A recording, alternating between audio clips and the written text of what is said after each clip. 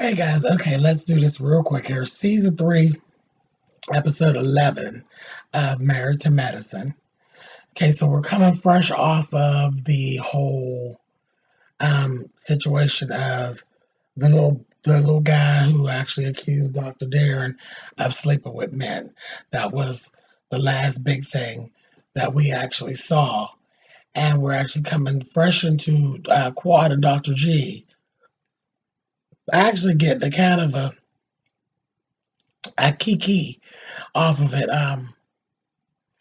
Qual was basically kind of telling Dr. G what had actually happened, and he was saying, leave that alone, leave it alone. And Qual was getting a kiki, laughing, saying, "Oh, these girls that slipped into a thing, honey, where they're paranoid and carrying on, and Lisa's being a beard, and she was cracking jokes, and I mean, rightfully so. It was funny. It was interesting. So they were getting a little kiki off of it, but she basically was saying, she didn't know anything about it and everything like that. And I believe that she didn't know anything about it. I think she got blindsided, and she said she didn't even know Miss Eyeliner. I ain't like that too much, Miss Quad. But, whatever. She didn't know the little child. He wasn't one of her friends. But he was a little extra. He was a little extra. And I think when she kind of got, I think it was one of the things where she kind of, the way it went down, it looked like she kind of thought, this motherfucker's trying to steal my shine. I'm trying to get my puppy couture on, and here he comes with some bullshit. But the shit was just too much. It was like, woo, wait a minute, hold on. So I think she got kind of blindsided. I really believe that she didn't have anything to do with it. And Lisa Nicole is paranoid, and Dr. Darren obviously has some issues. But anyway. So the next thing we actually see is Lisa Nicole and Allura and Heavenly. And Heavenly's like dropping Allura off at Lisa Nicole's shop, and she's telling her, like, you always said that, whenever you had a chance and you would want to pour into the girls and this, that, and the other, and Allura wants to be a fashion designer. But really, she was just dropping her baby off because she really needed a babysitter. And then it was like a slick lay of her designing the dress or something. It was just a whole big mess where Lisa Nicole again showed how shady she was. She's sitting up here, she drops her baby off for some free babysitting. And the little girl's supposed to be designing the dress. They get down to the nitty gritty of it. She comes back, dressed that shit like what the little girl said she wanted it. Fabric wasn't the same shit. It was a whole mess. But you just see the shady side of Lisa Nicole. She literally going slick, slide, and ask that child, well, how much is the most that your mother ever paid for a dress? Because she was saying, if you want that dress like that, so much she wanted it silk. And she wanted it to be leather and all of this.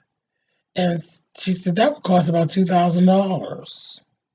How much is the most your mama's paid for a dress? She said, well, my mother paid over $1,000 for a dress. You're sitting there leading that child and asking her questions that you ain't got no business questioning her. Now, one thing I don't like Heavenly, and y'all know that. Y'all know how to Heavenly.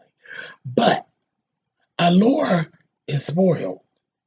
Fuck, Heavenly's not cheap. She paid $300 last week for a dress for the motherfucking dog. So, bitch, if she wanted a dress that cost $2,000, I'm sure she would buy it. So I didn't like that at all. I thought that was very leading and very shady, and I don't think that people should be picking children. I don't care for that. And that's just, again, another pigeon feather in the cap of Lisa Nicole motherfucking Cloud, bitch. I didn't like that at all. Then I was seeing some turmoil with Eugene and Toya. Just working together, not working. But we knew that. Because she's coming in trying to take over. She's talking shit. And she's always so extra. Then there was a little situation where he was correcting them badass motherfucking kids. And that bitch didn't appreciate him correcting them kids. They need correcting. The motherfuckers is bad. They're bad.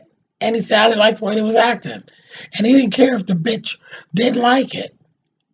He corrected their little monkey asses. And I was glad of it. You better. Because she's an idiot. The kids got more sense than her. But he corrected them. And It seems as though she's going to step away from the business, which is for the best. She messy. Sorry, I'm tired. But yeah, she's messy as hell. Messy as hell. And then she had the nerve to back up and did I slick catch her say something about his family's pathology and dementia? I thought that was shady as fuck. She's a big, goofy, big gum whore. I don't like her. I can't get with her. Can't get with her. So the next thing that I seen I didn't like, I saw Lisa Nicole setting up now. She's setting up. She told motherfucking Darren that she basically was going to approach Quad about what was said at Jackie's event. And that's a motherfucking no-no. So I can't wait to see the reunion when Jackie sees this all play back, because she literally planned to show her ass and get something started at Jackie's event. I didn't think that was right. And she had it planned all beforehand. She fucking told Darren that she was going to do it. And then he showed up. And they actually did start shit at Jackie's event. And I didn't care for that. I didn't care for that the fuck at all. And then before they went, this is where I was talking about they was doing, like, they keep on accusing Quad of shit that I think she's getting a bad rap this season about her. She told lies. She's always accusing people of lies. Everything y'all went back and showed, those were never lies. When she said some smart shit about Carrie in the first season, she just said some more shit about Carrie. Carrie started to shit, and she let her have it. It was just an observation, and it was really true. Then some shit about Toya. Toya running off her mouth and a hit and run or some old shit and all that. There was facts to all of it. She ain't been accused of no lie yet. These are all things that have facts wrapped around them. And the thing is, if y'all remember back, every time there was a situation with Quad, one of them fucked with Quad and Quad finished it. That's the problem. They fucked with her and she finishes it. I understand it. I understand it. If you can't fucking stand the heat, then stay out the kitchen. Y'all know y'all can't fuck with her. If you fuck with her, the bitch goes hard. And that's where the problem is. She fucking goes hard. And this was no exception to the rule. Johnny went to Jackie's event, which was a joke. Johnny got doing that hypnotherapy, honey. It was the most hilarious shit. Most hilarious shit. Simone just was stone cold snoring in that motherfucker. And I don't blame her, because I would have been too. She was snoring. That bitch said, I found out tonight hypnotherapy is a well needed fucking nap. Me and my mother sat over here and kikied and cracked up. She was snoring her motherfucking ass off. And I'm sitting there watching. Y'all know I love Cecil. Cecil just had the best seat down. He just sitting around watching folks, laughing. Child, that motherfucking Heavenly, she was dozing and coming back in and getting a cocktail out of her cup with her drunk motherfucking ass. I laughed so hard. It was hilarious. And Toya, that bitch was shopping for shit. Shopping for shit and hoping for shit. When she saw that Quad and Lisa Nicole showed up, she immediately was grinning and skinning and trying to shin, wanting some shit to get started. But the jokes went to flying, baby. Went to flying. Because sure enough, they wasn't there very long. And I'm getting ready to wrap this up. This is going to be short. It's a little short little review here, because it's all they didn't cover a whole lot. But baby, when I tell you that Miss Quad handled Dr. Darren and his motherfucking wife, she handled them and had them looking foolish. Because Lisa went on and got the shit after they was getting done wrapping up the hypnotherapy and all that, and everything was going good. Then that bitch go to showing her ass and start that shit. And Quad shut it right the fuck down, told her, I ain't interested in that. I ain't interested in no mess. I ain't interested in no arguing.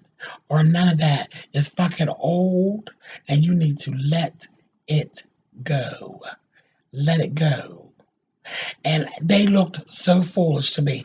Then Darren gets up with his dissertation about how he's not gay and it's not his lifestyle and on and on. And the more he looked, the guiltier, the more he talked, the guiltier he looked, child, because nobody even gave a fuck.